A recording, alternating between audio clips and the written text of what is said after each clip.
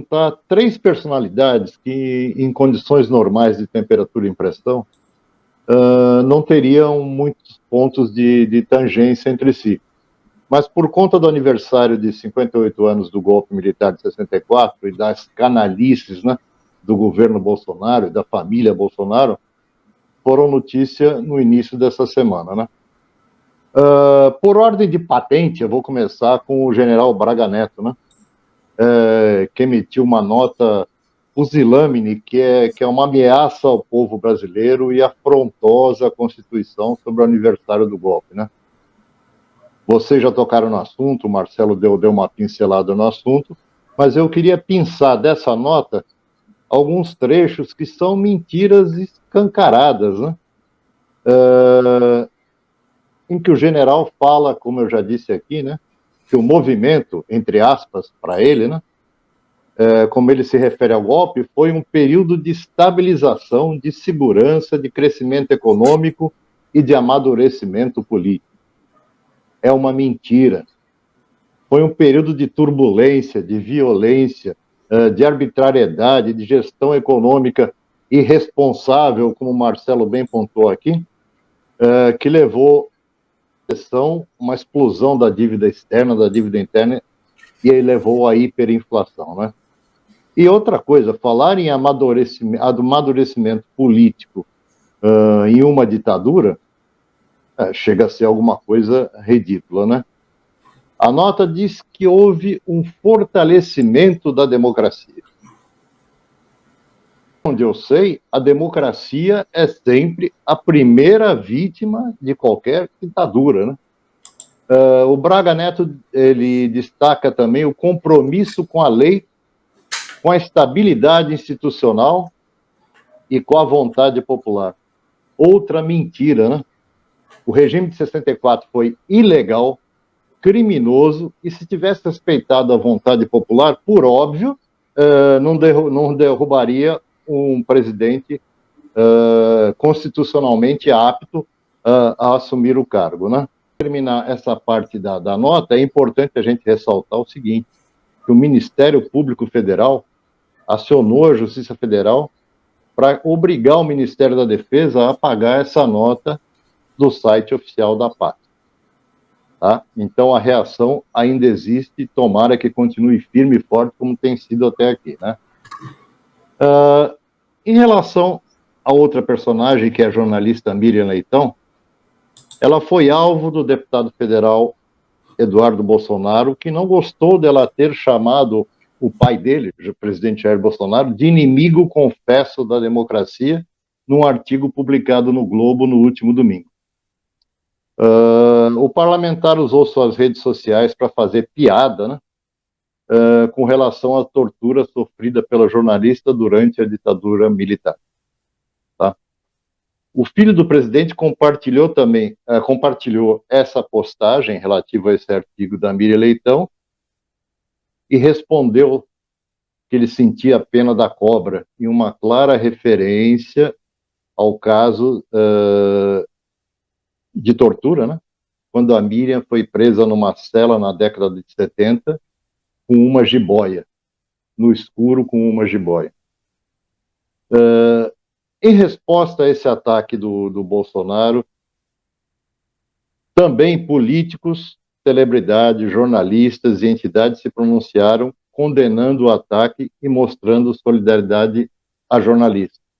Não vamos entrar aqui no mérito de por que ela foi presa, por que não foi presa, mas ressalto pela segunda vez, as instituições ainda estão funcionando e ainda é possível a gente estar aqui falando disso, reclamando, apontando o dedo para esse tipo de covardia, e essa é a nossa esperança, que haja uma mudança grande no país a partir das próximas eleições, né? E o nosso último personagem, que pode parecer deslocado, né, nesse comentário, é que a semana também foi marcada pela morte da escritora Lígia Fagundes Telles, também no domingo, né, quando saiu a nota da Miriam Leitão, aos 98 anos de idade. Como era de se esperar, Jean, não houve nenhuma manifestação oficial de pesar por parte do governo Bolsonaro. Muito menos a decretação de um luto oficial, que parece que nesse governo, né, é uma homenagem reservada a personalidades como o embusteiro da Virgínia, né, aquele que a gente não deve dizer o nome, né? Mas vale lembrar também, e para fazer o link com os dois outros personagens, que a Lígia Fagundes Telles também teve uma relevante participação política contra a ditadura.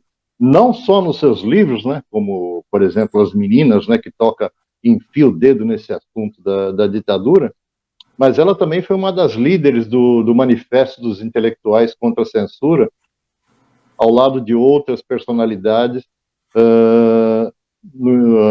no final dos anos 77, 1977. Era isso que eu queria dizer. Essa semana, como você disse, foi um fim de semana bastante conturbado, com muitos acontecimentos, e eu queria não deixar passar em branco esses três personagens que movimentaram a semana. Muito bom, Júlio, muito bem lembrado. Aliás, eu tenho aqui no Conversa Mole, foi feito um react ontem contra o vídeo do Bananinha, e eu queria complementar, que estava no meu vídeo. A Miriam Leitão, quando foi presa, ela tinha 18 anos de idade, né? Estava 1 mês grávida, pesava 50 quilos, ok? E quando ela saiu das masmorras do exército, 3 meses depois, obviamente ela estava grávida de 4 meses e pesava 39 quilos. Então, e o Eduardo Bolsonaro, esse cidadão, que aliás eu não consigo entender como é que foi eleito por São Paulo, sem morar em São Paulo, um dia alguém tem que explicar isso pra gente, né? Ele ainda questionou que era a palavra da Miriam Leitão, né, contra a palavra dele, ou coisa assim. Não, Jean, foi mais longe. Ele falou que não tinha nada filmado. Ele queria que talvez fosse feito no Maracanã a tortura, né? Ele esqueceu dos porões da ditadura. É um absurdo. E Lígia Fagundes Telles, uma puta escritora, tem 4, 5 livros que são obrigatórios, né, para serem lidos, que a gente pode depois colocá-los aqui também nas nossas dicas culturais, porque ela merece todo o respeito. E num governo onde a cultura é renegada a um 6º plano, porque em 5º plano está a educação, você não vai ter mesmo o respeito, né, que ela merece, né? Uma das maiores escritoras brasileiras de todos os tempos, sem dúvida alguma. Marcelo, tem algum comentário acima desse assunto, Marcelo? Não, acho que o Gil fechou bem aí o tema, né? E assim, eu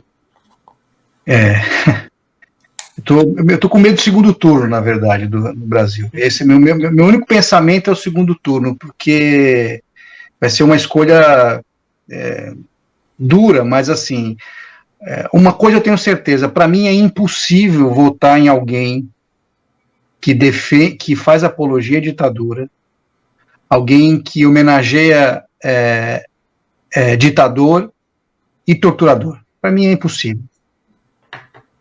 Marcelo, só esse meu comentário. Eu vou repetir uma frase que a gente já falou aqui, né? Que o Lula é indesejável, mas que o Bolsonaro é inaceitável. É o que eu falo. A economia poderia estar excelente, que não está, por N erros que a gente já conversou aqui em vários programas. Mesmo assim, não teria meu voto.